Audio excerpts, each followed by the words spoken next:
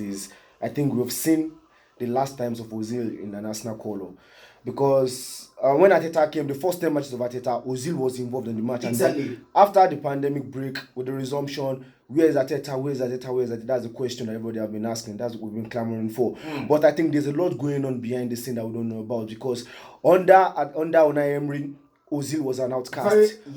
When Jumberg took over, Ozil was an outcast. And now under Arteta, that you know that Ozil is now exactly extinction is the perfect word for it. And we know the kind of caliber of player Ozil is. We know what Ozil offers. We know the vision. We know the tempo controlling effect he has on that midfield in the Arsenal game. So Ozil being left out, I believe that there's a lot of things going on. Ozil as a player is a very controversial player. There's a controversy with Turkey, there's a controversy with Germany for him to step down from the German national squad. Exactly. And at what age? That shows that there's a lot going on. Ozil is a controversial player. There has been rumors that yes, he had some crunch talk with Arteta saying that yes, his family safety after the coronavirus issue. Even when he was robbed with Kolasinac, the family.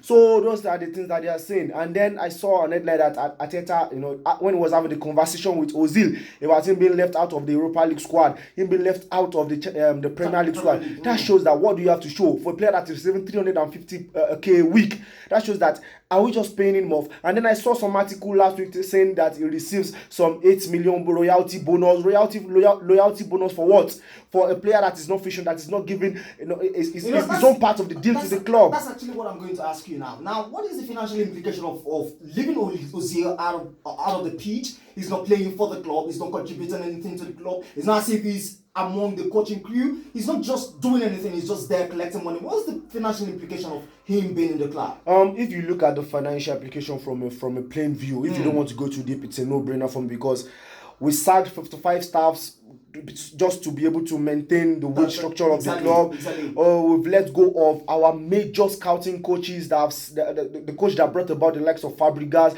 the like of a lot of players that have donned the Arsenal badge. And just for what? For us to still keep a player that is not offering his own part of the why not terminate the contract? Yes, Ozil said he wants to outstay his contract for the 2 years remaining, but at least for the club, for the greater good, we can meet in the middle. There can be a mutual compromise. Compromise that yes, Ozil, since you're not playing for the greater good of the club, and we know that your contract is still there. Exactly. I saw that a Turkish club or one Arabian club was offering him was one crazy sum of money during this transfer, and he did not take the transfer. Let me even ask you. Yes. Okay. Let me even ask you. Do you really think that a very standard club, let's use that word, a very standard club, football club, will opt out to buy Ozil? Ozil is a player that the kind of gameplay he has is not a physical player. He's more of a technical player. He's a creative player. And then if you want to buy a player that is above 30 years old, the first thing you have to consider is the physicality. When Arsenal signed Willian from Chelsea, yes, we all know that South American players, they are physically blessed. So Arteta knew that yes, Willian still had that physical part of him. Yes, he had the work rate, but can he survive in 90 minutes? Yes, Arteta saw that in Willian, then he brought him to Chelsea. David Luiz offered the same thing when Arsenal brought him from Chelsea. Now Ozil and Kai Havertz, they are the same thing. They don't have that physical presence in the game. All they can do is just dictate the game. They can decide the game with one or two clinical passes in the maybe 67. But now in the Premier League, I don't see any team signing him. Even in Europe, I don't see, because the kind of game that Europe is in Europe at the moment is a fast game, high tempo game. We see the fullbacks playing now. Everybody uses a 3-5-2 formation. That shows that now this game we are playing a very attacking minded football. Watching the first half of Everton versus Liverpool match, you saw what Robertson did to manage the goal. We are seeing how these games are playing. You need a player that that can enable a transition from attack to defense in the space of let's say 0.1 seconds, and Ozil doesn't have that to offer. Yes, Ozil can maybe play in the FA Cup, play in the Carling Cup, but Ozil can't play in demanding matches.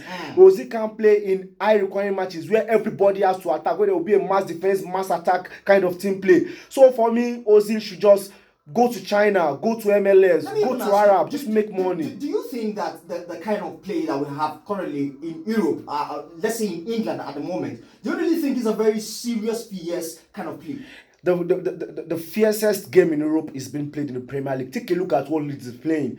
Take a look at the number of the space that Leeds is occupying when it comes to team rate, teamwork. Ozil has been playing in the Premier League for a very long time now. Don't you think that he still has something to offer? Yeah, what I'm saying, I was saying that at this current age of football, we are at a revolutionary standpoint of football where everything is transitioning. Very aggressive. Every transfer is something that will dictate how football that will influence football for the next 10 years.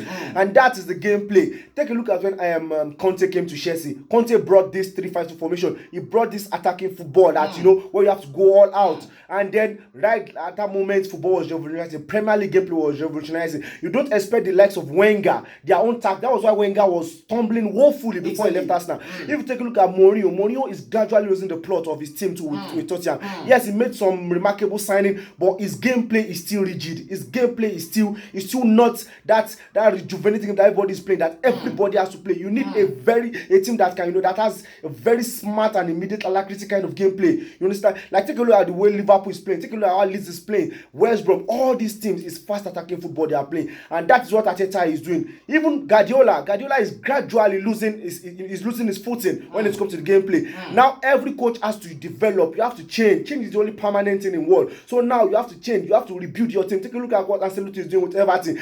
See how James, the Yeremina, Alan, Dakore. Once you have a solid midfield, now your midfield ought to be solid. You just need one or two very solid centre back. That is why Liverpool is done because. Let me cut you in. Now, let's take a look at the match. You were talking about Jose Mourinho in some minutes back now. Yeah. Let's take a look at the match between Jose Mourinho and